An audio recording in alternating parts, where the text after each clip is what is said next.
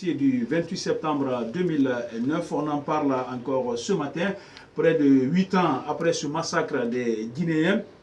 Les Guinéens ne connaissent toujours pas la vérité dans ce dossier. Et 4 ONG de défense des droits humains étaient le vendredi dernier face à la presse et à l'occasion, ils ont demandé expressément aux autorités de clôturer enfin l'instruction ou clôturer enfin le dossier pour entamer le procès. Et qu'en est-il réellement? Sont-elles, ces ONG, à bout de souffle? Pour en parler, nous aurons en direct dans cette émission Madame Asmaou Diallo. Elle est la présidente de l'AVIPA, entendez, Association des victimes, parents et amis, du 28 septembre 2009. Et également le commentaire des experts. Et si le temps nous permet, il y aura un sujet bonus avec les élections au Sénégal. C'était hier les législatives précisément. Pour l'élection de 150 députés. On parle de beaucoup de dysfonctionnements. Est-ce que c'est un recul pour ce pays? Jusque-là, est qualifié de pays très avancé en matière démocratique. Vous entendrez également le commentaire des experts dans cette émission. Et si vous nous pratiquez à l'intérieur du pays, c'est grâce à Pacifique FM qui reprend le signal. Du côté de Mamou, la synchronisation est assurée par GPP FM. À Kindia, c'est Sabou FM qui reprend le signal. Ou partout où vous êtes, vous avez la connexion www.sabarfm.com, c'est le direct. Si vous êtes en France, gratuitement, vous composez le 02 49 17 49 27.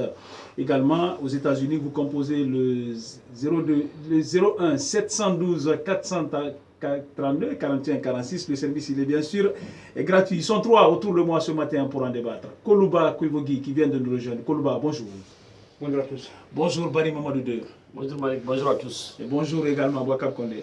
Bonjour Malik, bonjour à tous. Une fois encore, merci de nous préférer. Merci également à Kankou Conté qui nous accompagne pour les images. À Kerno Mamadou Fofana à la technique. Merci de nous préférer. Bienvenue à tous. Une fois encore, merci de nous rejoindre. Nous ouvrons cette édition par une brève concernant la CENI, la Commission électorale nationale indépendante. Nous apprenons en fin de semaine, un entretien a eu lieu entre le président Alpha Condé et le tout nouveau président de cette institution, en l'occurrence Salifou Kébé. Il était question de mettre les points sur les i et aller vite maintenant à ce qu'on tienne ces élections à Bakar Condé.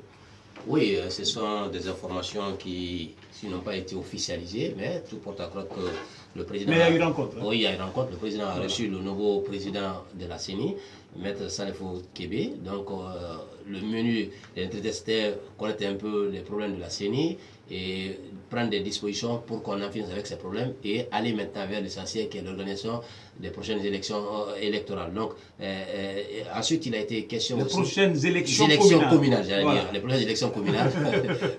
Alors, les discussions, en tout cas selon les informations, le nouveau président de la CENI a promis de mettre tout en œuvre pour que cette crise-là prenne fin et également demander au commissaire de revenir au travail parce qu'il a estimé que depuis que cette crise a été annoncée, la CENI n'a pratiquement pas travaillé, toutes les activités ont été suspendues, donc il a demandé qu'on reprenne le service parce que l'idéal c'est de concourir à l'organisation des élections et tout cela ne peut pas se faire sans que les commissaires ne conjuguent le même verbe. Donc il a promis au président qu'il reviendra et c'est ce qu'il a fait. Dès qu'il est arrivé, il a invité les commissaires à la reprise des activités de la CENI parce que c'est une institution qui doit travailler et qu'il y a tout un espoir qui tourne autour de cette institution, donc qui est d'abord garantir la crédibilité du scrutin et demander maintenant à ce que le gouvernement puisse maintenant faire son jeu, c'est-à-dire donner des moyens à la CENI pour que ces élections soient organisées. On peut espérer qu'enfin, on va tout droit vers la tenue enfin de ces élections, une rencontre entre Alpha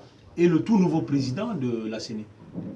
D'abord, ceci en force, je voudrais simplement dire que d'ailleurs que la page Bakary Fofana est complètement tournée. Je crois que c'est maintenant Maître Kébé qui est le nouveau président de la CENI, ça il faut le dire.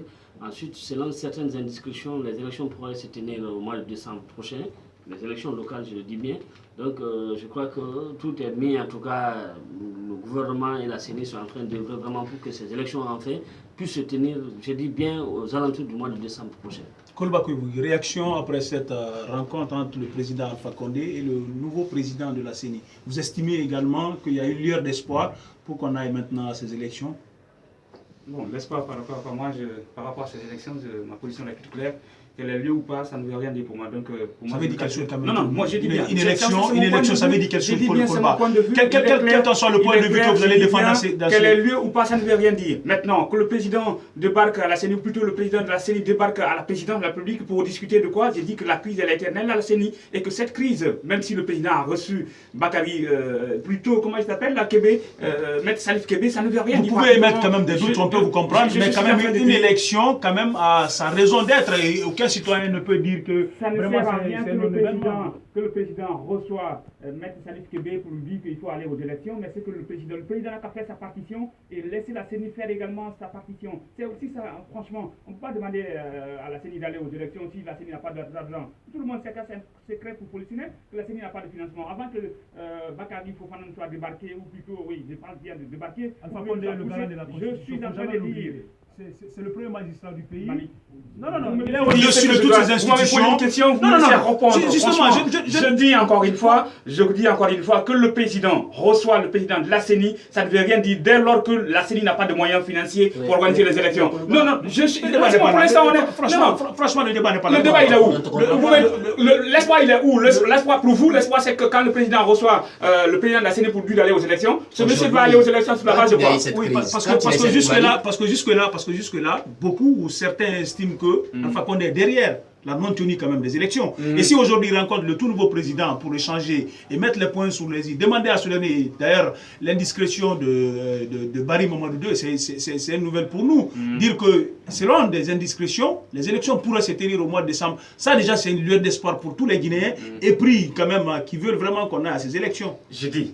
L'espoir pour moi, c'est quand on pose des bases, réellement, qu'on pose des actes pour aller aux élections. Ça ne sert à rien, des discours, franchement, ça ne veut rien dire. J'étais en train de dire, lorsque vous m'aviez coupé, qu'avant que Bakary ne soit poussé à la porte, il avait animé une conférence de presse au cours de laquelle il avait également dénoncé ce manque de financement dont souffre la CENI au cours de ces 6 ou 7 derniers mois. Maintenant que si le président reçoit le président de cette institution électorale pour aller aux élections, oui, mais lui, en tant que chef de l'État, n'a qu'à faire ce qu'il doit faire. Il attend la proposition.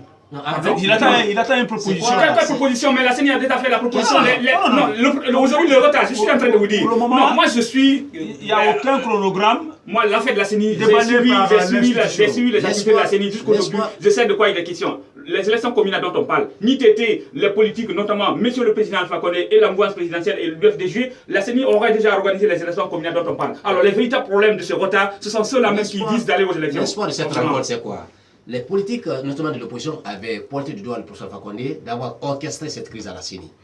Quand la CENI a nommé son nouveau président, les gens ont dit, mais pourquoi le président ne dit rien? On a vu reçu ici des gens de l'opposition qui ont dit, s'il n'a rien dit, c'est parce que c'est profitable à lui. Ensuite, les gens de RPD ont dit, si le président parle, on va dire qu'encore, il a fait l'immixtion.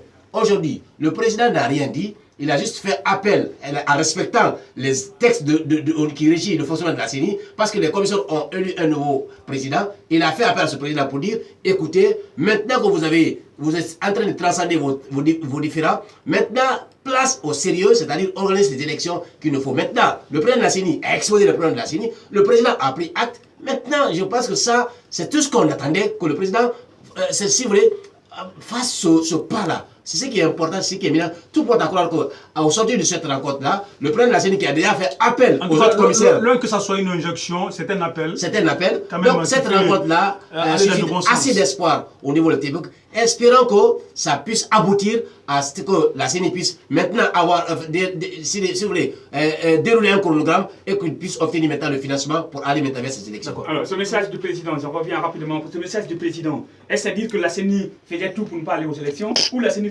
posait des actes qui retardaient ces élections? Non. Écoutez, bon dessin, vous pensez que cette crise est finie là? Non, je dis non. Je dis bien non. Parce que M. Bakary Fofana a cet homme. Rappelons que l'un des vice-présidents de cette institution était du camp de Bakary.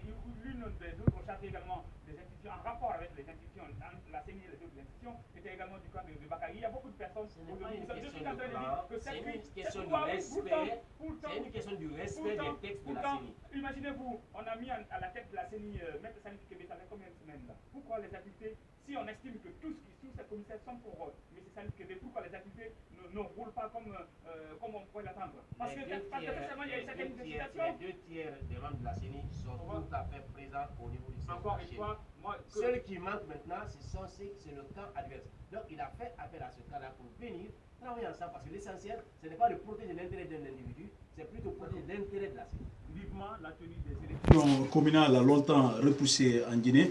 En tout cas, cette rencontre entre le président Alpha Condé et Salifou Kébé, nous attendons de voir qu'est-ce que cela va coucher. En tout cas, les Guinéens attendent vivement la tenue de ces élections sans transition.